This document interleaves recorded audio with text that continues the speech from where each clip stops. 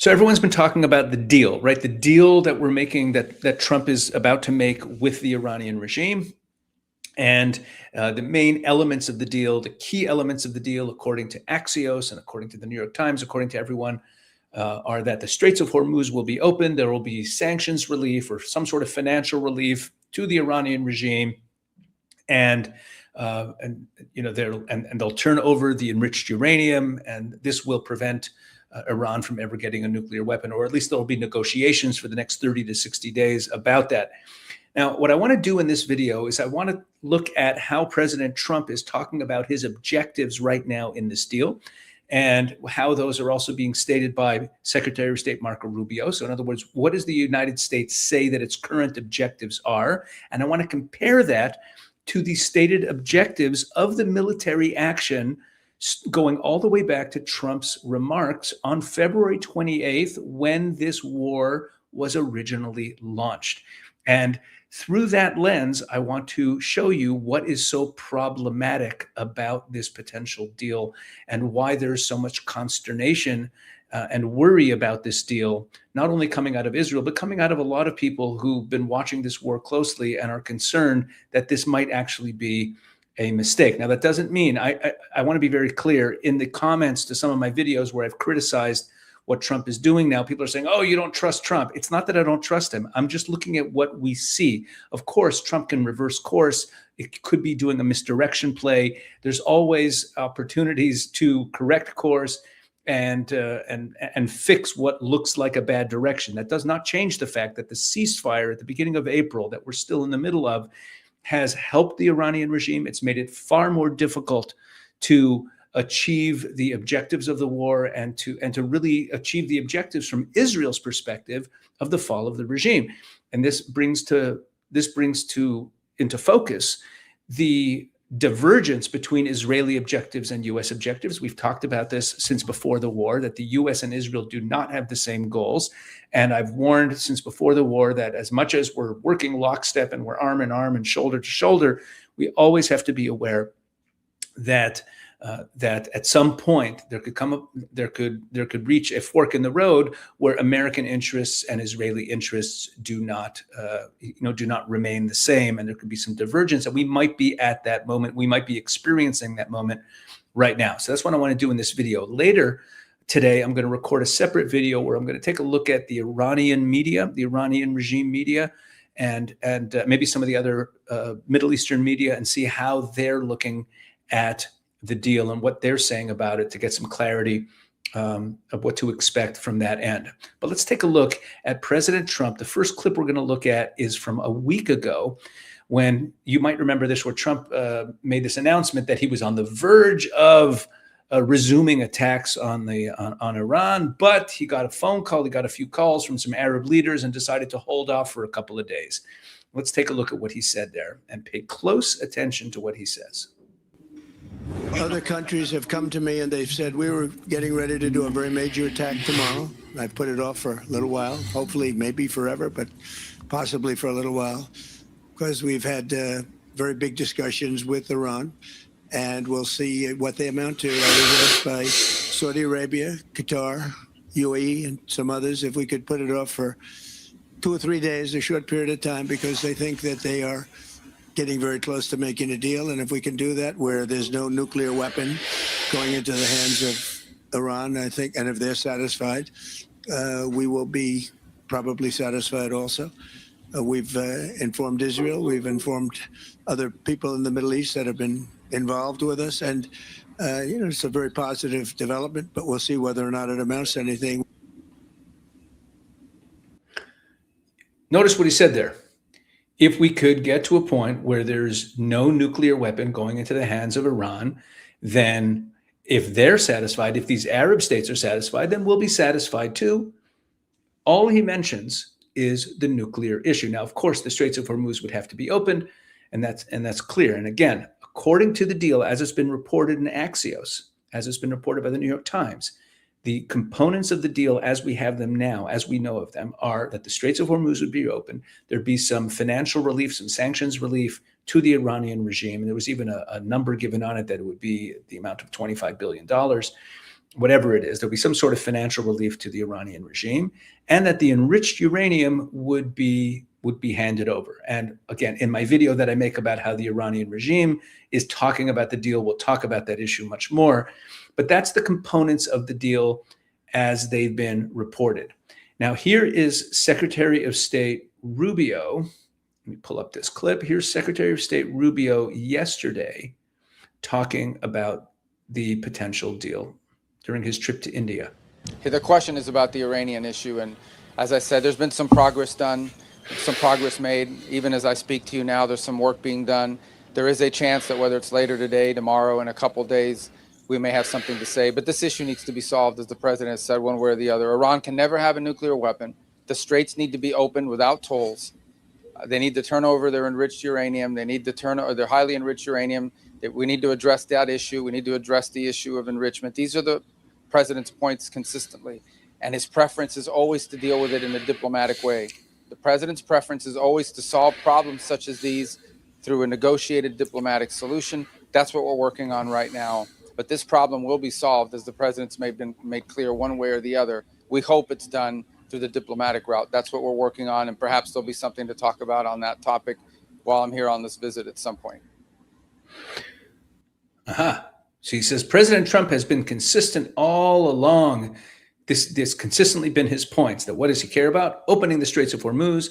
Iran cannot have a nuclear weapon, and they need to turn over their enriched uranium. Those have been the president's points consistently. That's what he keeps saying, right? Well, have they been? Well, they have been recently. That's, of course, all that everyone's talking about. But let's go back to the speech that President Trump gave when the war was initially launched. Okay, President Trump gave an 8-minute speech on February 28th, announcing the launch of the war. We're not going to play the whole speech, but what President Trump did in the speech, the first 3 minutes of it, 3-4 minutes of it, he talked about the history of all the terrible crimes that the Iranian regime had committed against the United States, and what a danger they are to the world, and how horrible they are. And he even mentioned October 7th, a lot of the terrible things they'd done. And then at about the 4-minute mark, he started talking about the objectives of the war that had just been launched. Let's take a look at what President Trump said then.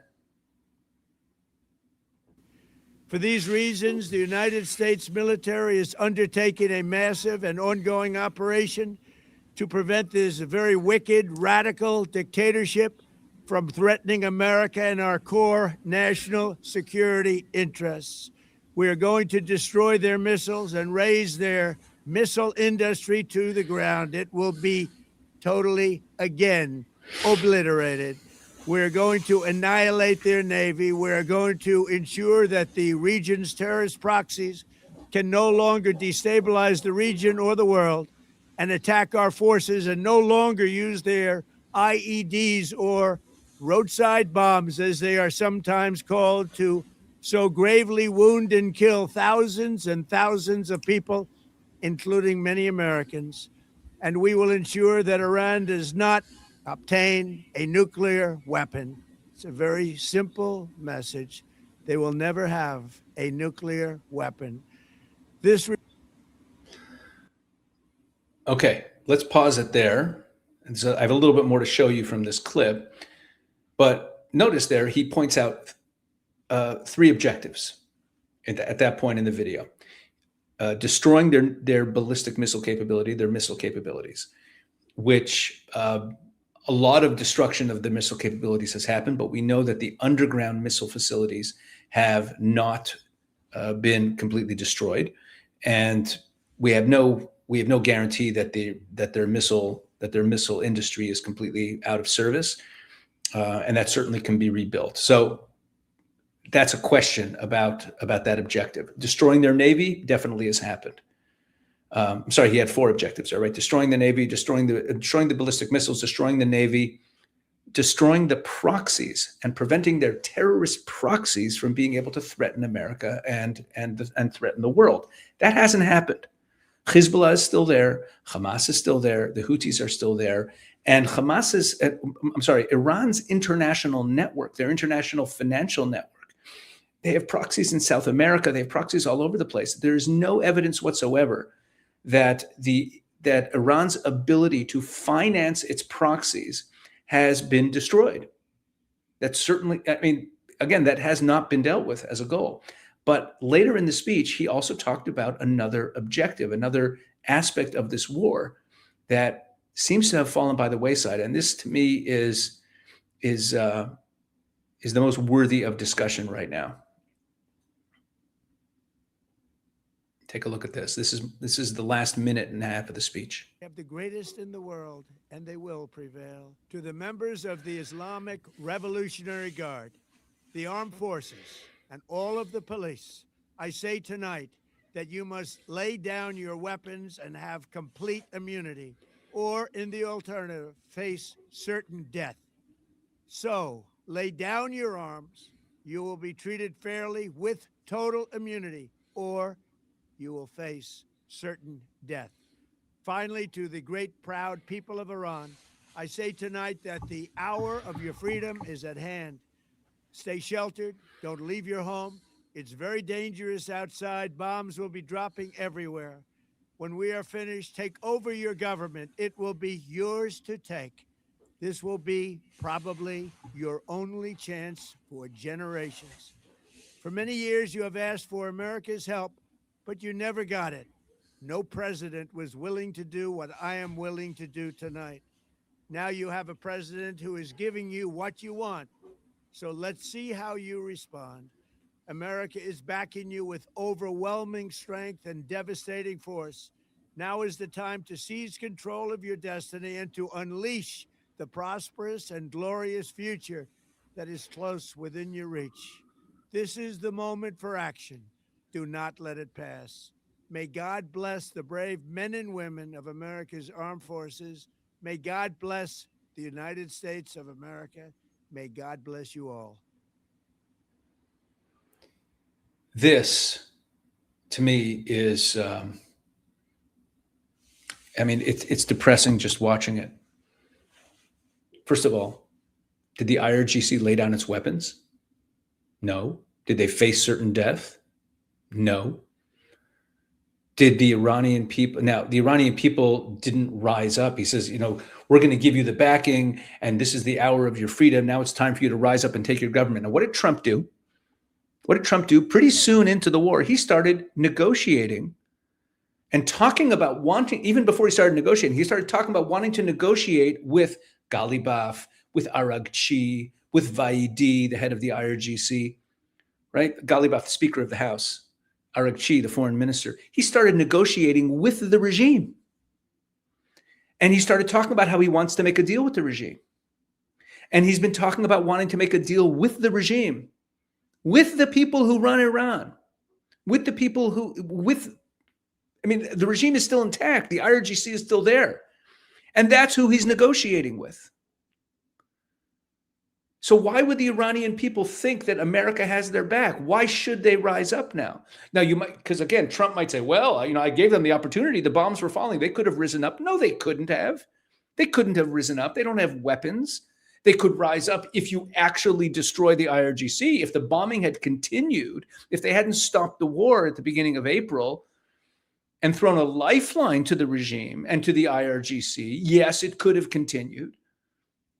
Had they allowed Israel to keep doing what they were doing, Israel was taking out the Basij headquarters and Basij personnel and army and IRGC checkpoints. Israel was doing that, but they had to slam on the brakes when this ceasefire went into effect. The Iranian people were not granted any opportunity whatsoever to seize their freedom. They were completely betrayed by this. Trump, again, he announces on day one of the war that I am now going to give you the opportunity to take your government back and to finally achieve your freedom. This is your only chance. And we're going to be, and the IRGC, you better lay down your weapons or you'll face certain death. None of that was followed through on. None of that. And this is, again, I'm a huge fan of President Trump. I'm a huge fan. I can't even imagine the dystopian tragedy, the hell that we'd be living in if Kamala Harris had won that election. So don't get me wrong. I'm thrilled with what President Trump has done. compared to the alternatives. But he said this. He said this on February 28th. He stated as an objective of the war, as an aspiration at the very least. But he also stated as a trajectory of the war that they're going to destroy the IRGC. Think of what he said: lay down your weapons or face certain death. No. He says to the Iranian people, take to the streets. You're going to be given the opportunity to take your government back. And then he starts negotiating with that government, trying to cut a deal with them, throwing them a lifeline.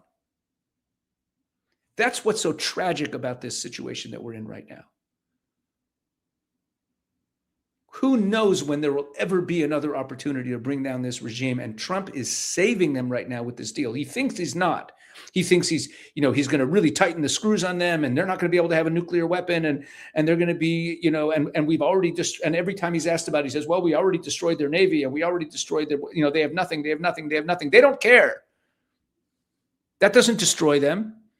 You think that destroys them because if that happened to you, you would have surrendered, but that's not the way they operate. That's what's so tragic about this. And we shouldn't forget it. We should not be satisfied if the uranium is handed over. Because the Chinese are still in their corner. The Pakistanis are still in their corner. The Russians are still in their corner. And if they're thrown a lifeline, if they continue to exist, if they're allowed to start selling oil again, which is also part of this deal, they will rebuild. They will come down even harder on their population. They don't care how many of them they murder.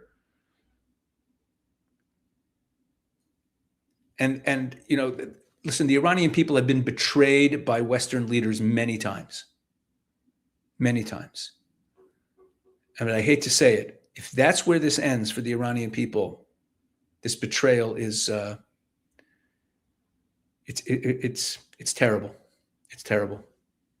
Sorry I'm coming down so hard on President Trump, but just when you watch that clip and you think about the way he's talking now and who he's talking to now, it's tragic.